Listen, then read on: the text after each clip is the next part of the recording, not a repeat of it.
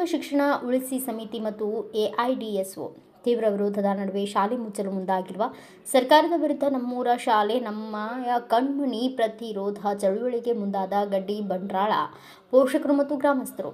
ತಾಲೂಕಿನ ಬಂಟ್ರಾಳ ಮತ್ತು ಗಡ್ಡಿ ಗ್ರಾಮಗಳಲ್ಲಿ ನಮ್ಮೂರ ಶಾಲೆ ನಮ್ಮ ಹೆಮ್ಮೆ ನಮ್ಮ ಕಣ್ಮಣಿ ಎಂಬ ಬ್ಯಾನರ್ ಅನ್ನು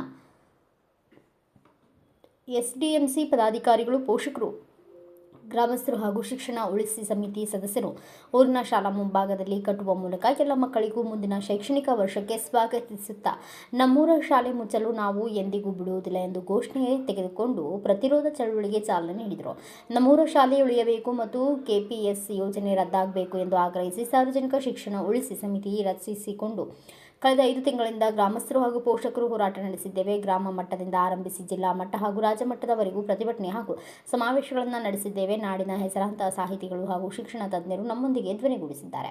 ಇಷ್ಟೆಲ್ಲ ಹೋರಾಟ ಪ್ರತಿಭಟನೆ ನಡೆದರೂ ರಾಜ್ಯ ಸರ್ಕಾರ ನಾಡಿನ ಪೋಷಕರ, ಶಿಕ್ಷಣ ತಜ್ಞ, ಸಾಹಿತಿಗಳ ಮಾತನ್ನ ಕೇಳದೆ ಹಠಮಾರಿತನ ಧೋರಣೆ ತಾಳುತ್ತಿದ್ದಾರೆ. ಬಡವರ, ರೈತ, ಕಾರ್ಮಿಕರ ಮಕ್ಕಳ ಶಿಕ್ಷಣದಿಂದ ವಂಚಿತರಾದರೂ ಪರವಾಗಿಲ್ಲ, ಕೆಪಿಎಸ್ ಯೋಜನೆಯನ್ನು ಜಾರಿಗೊಳಿಸಲು ಮುಂದಾಗಿದೆ. ಕರ್ನಾಟಕ ರಾಜ್ಯ ಸರ್ಕಾರವು ಬಜೆಟ್ನಲ್ಲಿ ಘೋಷಿಸುವಂತೆ ಜೂನ್ನಿಂದಲೇ ಹೊಸ ಕೆಪಿಎಸ್ ಶಾಲೆಗಳನ್ನು ಆರಂಭಿಸಲಾಗುತ್ತಿದೆ. ಇಲ್ಲಿ 3 ರಿಂದ 5 ಕಿಲೋಮೀಟರ್ ವ್ಯಾಪ್ತಿಯಲ್ಲಿ ಶಾಲೆಗಳನ್ನು ವಿಲೀನಗೊಳಿಸಲಾಗುವುದು ಎಂದು 15 ಅಕ್ಟೋಬರ್ 2025 ಆದೇಶವು ತಿಳಿಸುತ್ತದೆ. ಈ ಕುರಿತು ಪಟ್ಟಿ ಕೂಡ ದೊರೆತಿದೆ ಹಾಗೂ ಮುಂದುವರೆದು ರಾಜ್ಯ ಸರ್ಕಾರವು 3 ವರ್ಷಗಳಲ್ಲಿ ದೇಶದಲ್ಲಿ ಅತ್ಯುತ್ತಮ ಸರ್ಕಾರಿ ಶಾಲೆ ವ್ಯವಸ್ಥೆಯನ್ನು ರೂಪಿಸಲಾಗುವುದು ಎಂದು ನೆಪ ಹೇಳುತ್ತಾ 8 ಶಿಕ್ಷಣದ ಗ್ಯಾರಂಟಿಗಳನ್ನು ಘೋಷಿಸುತ್ತಾ ರಾಜ್ಯದ ಜನತೆಗೆ ವಿಶ್ವಾಸ ದ್ರೋಹ ಮಾಡಲು ಹೊರಟಿದೆ ಎಂದು ಆಕ್ರೋಶ ವ್ಯಕ್ತಪಡಿಸಿದರು.